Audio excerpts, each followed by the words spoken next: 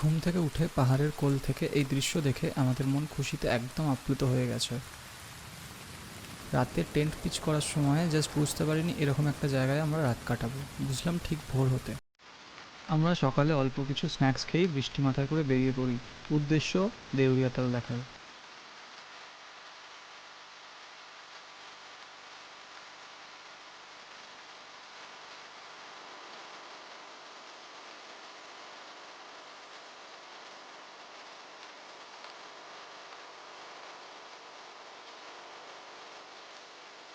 তালের দিকে যাওয়ার রাস্তা খুবই সুন্দর।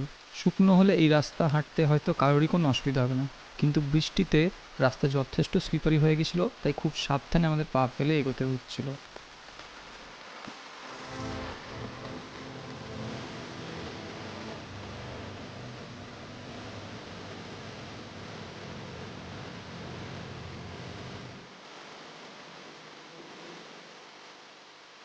অনেকটা এসে যাওয়ার পর আমরা একটা দোকানে ঢুকি চা খাওয়ার জন্য, কিন্তু বৃষ্টির সাথে হাওয়াটা এতই দ্রুত বেগে চলছিল যেন মনে হচ্ছিল আমরা সত্যিই উড়ে যাব।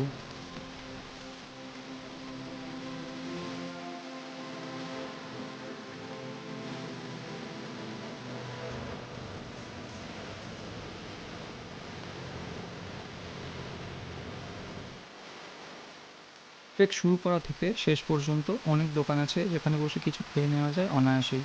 আর আমাদের মতো কেউ যদি রাতে টেন্টে থাকতে চায়, তাহলে কোনো দোকানেই জায়গা নিয়ে রাত্রিতে ক্যাম্প করতে হবে, কারণ তালের পাশে সরকারিভাবে নোটিশ দিয়ে ক্যাম্প করা নিষেধ করা হয়েছে। বেশ অনেকটাই আসার পর আমরা এসে পৌঁছাই দেউরিয়া তাল, কিন্তু মেঘ আর কুয়াশার জন্য আমরা সেরমভাবে কোনো সৌন্দর্য উপভোগ করতে পারিনি। নতুবা এখান থেকে বরফ ভরা পাহাড় চূড়ার দৃশ্য উপভোগ করা সত্যি দারুণ ব্যাপার।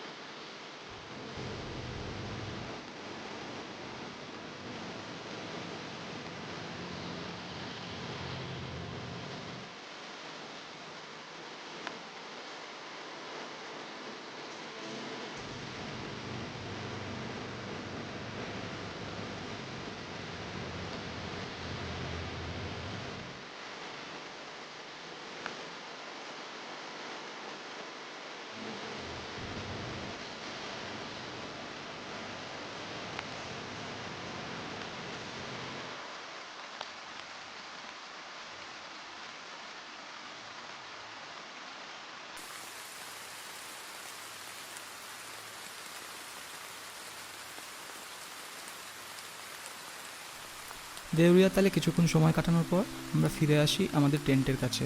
আমাদের সঙ্গে একটি বাচ্চা ছিল বলে আমরা ঠিক করি যে এই বৃষ্টিতে রোহিণী বুগিয়াল দিয়ে আর না গিয়ে গাড়ি করেই আমরা চোপটা যাব।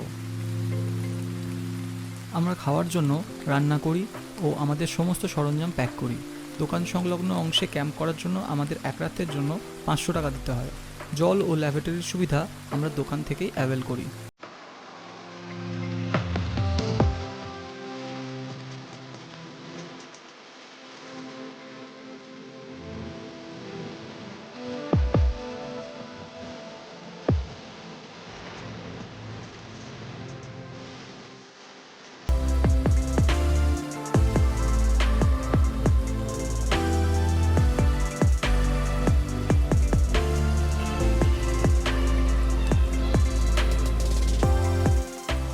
এই সেই শাড়ি ভিলেজ, আমরা যেখান থেকে এসেছি, আবার ওখানেই ফিরতে হবে আপাতত।